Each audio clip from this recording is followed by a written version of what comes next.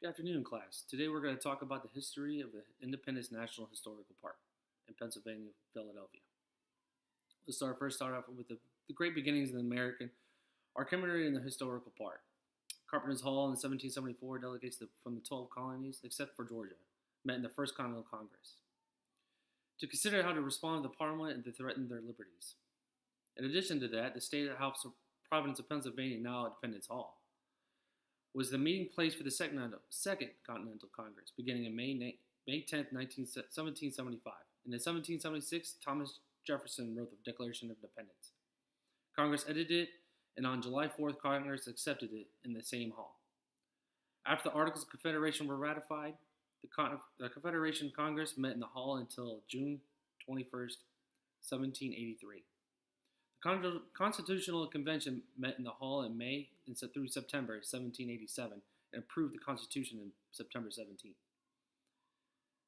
The Independence National Historical Park is built on the spirit of the American Revolution, where the visitors come to experience the freedom of Philadelphia. Few ideas so capture the imagination of mankind and imbue physical objects with their universal meaning. For Americans, indeed for all people, there are more potent symbols of individual freedom than Independence Hall and the Liberty Bell. Since 1951, this building and the long silent Tosin have been maintained by the American people as part of Independence National Historical Park.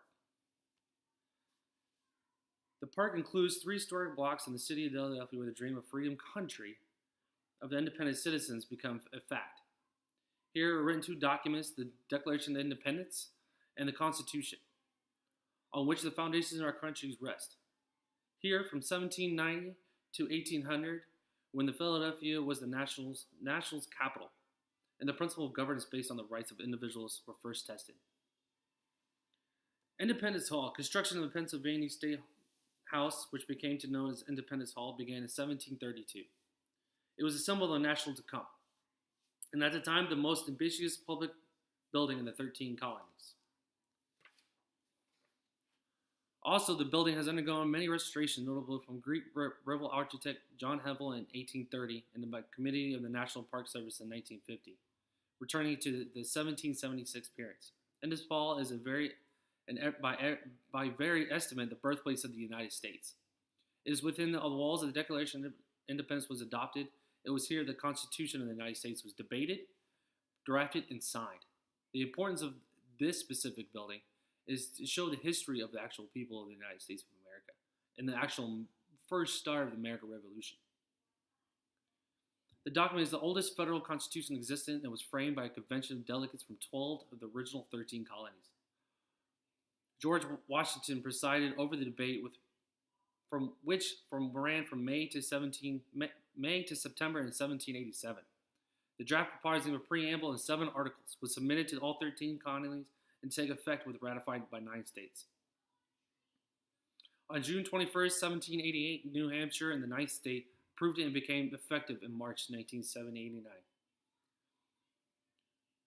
Some other notable places and documents was separation of powers among legislatives and executives and judicial branches of government. Also important that the Congress split into 2 houses, the upper house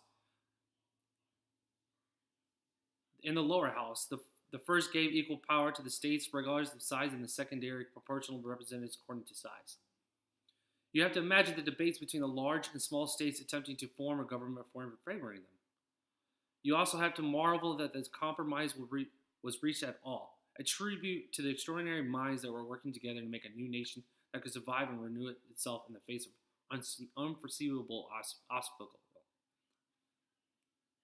Liberty Bell. The tradition fell as a chime that changed the world in July 8, 1776, with the Liberty ringing out from the tower of Independence Hall, summoning the citizens of Philadelphia to their first public reading of the Declaration of Independence by Colonel John Nixon.